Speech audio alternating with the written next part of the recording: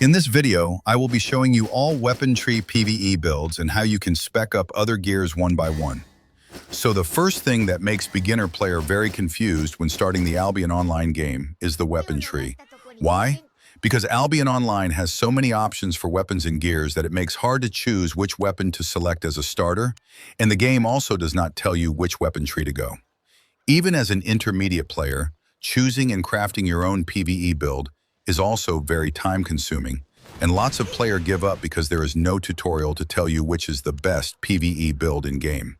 And lots of new players start to copy high-expensive build from pro players, which makes it even worse because they do not understand the mechanism of why those builds works for them but not you, and why you should start with a cheap set instead of buying an expensive set as a beginner. So, first of all, hello guys and welcome to my channel, Meow Gaming. Today I will be discussing about what beginner players should know about PvE builds. In Albion Online game, you have two different jobs for your weapons. It's to kill mobs or to kill players, and Albion Online had made a lot of stages or areas for that. All those zones like Black Zones, Ava Roads, Mists, Dungeons, Group Dungeons, Corrupted and so on, are the stage where you kill those mobs or players. Now if you look at the Destiny board or weapon tree in Albion Online, you can easily find which weapon can be used for which areas or stages. You just need to hover your mouse into that weapon and see what it's designed for. So if a weapon shows damage only, it's highly used for solo PvP, like a high burst damage, with some utility in PvE areas to us. If the weapons show damage plus crowd control and has area damage skill, it's excellent for PvE, then PvP, and also perfect for small-scale PvP. If the weapon has damage plus crowd control plus buff debuff, or no any damage main skill slot like in E, you are looking at a weapon that is used for large-scale PvP weapon like ZVZ weapons, where team utility and strategic debuffs are absolutely critical. Now here are the lists of weapons from each weapon tree that are used for different activities. I have marked the weapon uses in white color so that you can see where it shined the most. All the weapons are classified as their best uses in the game. So if you are a beginner player, go for the best PvE weapon first to unlock all the spells for the weapons, and slowly use other weapons you like for PvE. Now what it does is once you have spec up your main PvE weapon from that tree, your other weapon also do extra damage from that same weapon tree. So for example, if you spec up your longbow first, then your PvP weapon will also benefit from it. And you can use warbow to do open roaming to level up that weapon. Also, as you spec bow tree, you will unlock all skills of that tree, which will make it more easy for you to try other weapons, either it's PvP weapon or ZVZ weapon. So as a beginner player, if you select any weapon with area damage and with only limited to crowd control skills, it's your PvE weapon. And with that weapon, you can combine it with another PvE matching chest piece, helmets, and boots, which I will be talking later in this video.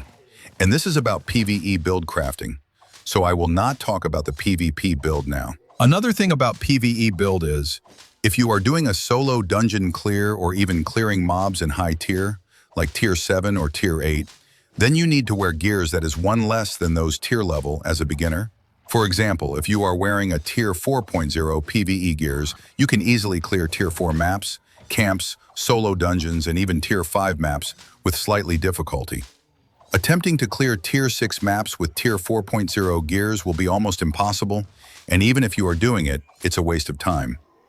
So for tier 6 maps, you can wear 4.2 gears.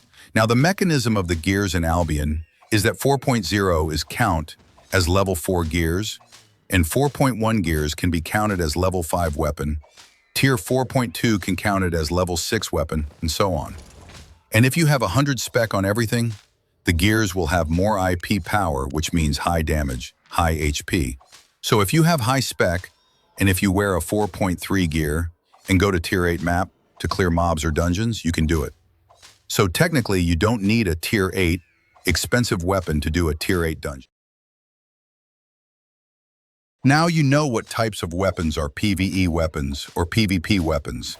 So now you need to understand how to create a full PvE sets.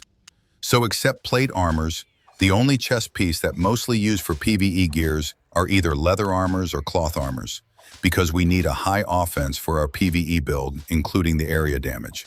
So if you don't know about gears, chest piece increases your offense as well as defense power. Thus, no plate armors, okay? Now, when creating a PvE builds with high offense area damage, you need to focus on mana regain and health regain ability, which can be achieved from foods or from gears itself. Here you can see what I mean to say. Here, I have the 4.2 longbow weapon with 4.2 scholar cowl, 4.2 mercenary jacket, 4.2 assassin shoe, and 4.2 cape, including tier 4 poison, and tier 6 mutton stew, and tier 7 fish in my inventory. So the concept of this build is longbow as a main damage dealer, which is the PvE weapon, scholar cowl for mana regain when getting hit, mercenary jacket to regain health when hitting enemy, assassin shoe to have extra fast cooldown on all my skills. Similarly, tier 4 poison for the main boss, tier 6 mutton stew for high damage to mobs for fast clearance, tier 7 fish for health regain if needed.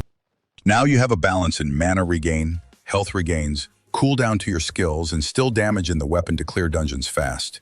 And this is a PvE set, so do not use for PvP set. And because you will be doing fame farm and solo dungeon, you will be super safe from gankers. Also, to know which skill to use in PvE, use skills that can do area damage, and test yourself if it helps in fast clearance or not. Now here is another build of longbow weapon to show even if you want to change gears to level up that gear, here's how to do it. Here I have 4.2 longbow again for damage, and now the helmet is 4.2 mage cowl for extra damage. Chest piece is 4.2 cultist robe for health regain, 4.2 soldier boots for health regain and mana regain, 4.2 normal cape. And now for the mana regain, I have tier 5 clam and food and fish in the inventory. So did you get the point when creating a PvE build set? The build should have damage, mana regain, health regain, and it should also be the weapon that you like to play. If you have enough mana regain skills, then focus on health regain foods or in equipments like boots. And if you have enough health regain skills, then focus on mana regain foods or in boots. In Albion, boots have spells to regain mana, health, and for cooldown too.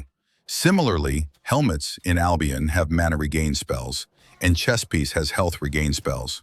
But as we have enough foods that can do the work for mana regain and health regain, we do not need the geared spells for mana regain or health regain. Now here is another PvE weapon from Dagger Tree, which is the 4.2 Bloodletter. I have paired 4.2 Mage Cowl for extra damage, 4.2 Stalker Jacket for another extra AoE damage, Soldier Boots for health regain, 4.2 Muasak for high physical damage, and Clam for mana regain and food. Now, Stalker Jacket is one of the famous chest piece for dungeon clearance due to its AoE damage, and it fits perfectly for melee weapons. As Bloodletter do not have high damage like staff or bows, the Stalker Jacket is covering the damage for it. Now, another great chest piece for both melee weapons and ranged weapons for PvE is the Mercenary Jacket. Using the Mercenary Jacket, here is the one-hand spear for another PvE builds, which is the favorite weapon of mine due to its versatility. Again, in this build, the health regain, mana regain, and damage is balanced for a perfect PvE set. As already shown in the starting of video, you can use any PvE weapon that I provided and combine with the following chest piece or helmets to make your own PvE build. Now here are some other PvE builds from different tree that a beginner player can use for solo dungeons or fame farming. While showing you different types of builds, I will now talk about what is the best PvE build or weapon tree that new players should start with. So the best starter weapon in the Albion Online for me is the Spear Tree Weapons and Firestaff Weapons, or Sword Tree and Crossbow Weapon Tree. The reason behind choosing a melee weapon and range weapon is to be experienced in both types of weapons in Albion, because like I said, you will encounter both melee and range weapons. So it's better to know your opponent one day. Now another reason is Spear or Sword Tree and Firestaff or Crossbow Weapon Tree has best useful weapons for many kinds of activities in Albion. Either it's solo weapon, or duo or small-scale PvP, or PvE fights. You have all those weapons in that tree. And the last reason for me to choose this weapons is, it's very simple to use, simple to learn, and it's the perfect weapon to learn all activities.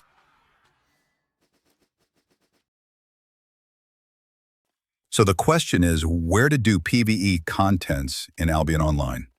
As most of the content in Albion Online for solo players is nerfed, I know this hurts so much. The open world is full of bloodthirsty gankers and they do not leave. even Tier 4 new players nowadays. Similarly, in Yellow Zone, it takes time to progress, which I only do when I am watching movie or something.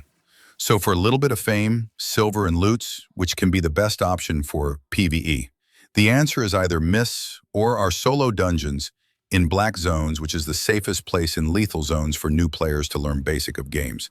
Now, Mists can be too much for solo players, so I highly recommend solo dungeons for new players to earn fame, silver, and to learn about the game. Also, the loot drop is sometimes good in the solo dungeon. Now, I know, most of the time, even though I say solo dungeons are dead and players should not consider it, I meant for the players who want more silver risking the gears. For a chill, safe content, solo dungeon is best, and with the safe portal connected in every city, your survivability rate is even high. Just take a Tier 5 and Tier 6 solo dungeon map with you and enter the safe portal. Now, after you enter the safe portal, do not pop up dungeon map immediately. Do a 15 to 20 meter radius check for any solo dungeons and enter whichever you find. Only if you do not find the solo dungeons when roaming for a little, then only pop up the dungeon map and do solo dungeon in the Black Zone. Also, when entering the dungeon, you should stay alert so that there is no any players seeing you entering the dungeon. And if you want to be safer in your solo dungeon, then just wait until the dungeon closes and gives your message about dungeon is closed. Once you learn the PVE Builds mob mechanism Albion game, then you can start your PvP journey or a gatherer plus roaming journey with the help of these two videos. So, this is about which PVE weapon to go in Albion Online. I may have missed some points or some tips in the video, but you can always ask me in comment section. I don't want to make it long, so I decided to point out important information only. If you love my content and want to support me, I have just recently opened the donation page too to afford my cat food. So, leave a comment, like and subscribe my channel to support my channel. Now, let's announce the winner for our giveaway from previous video. Peace out.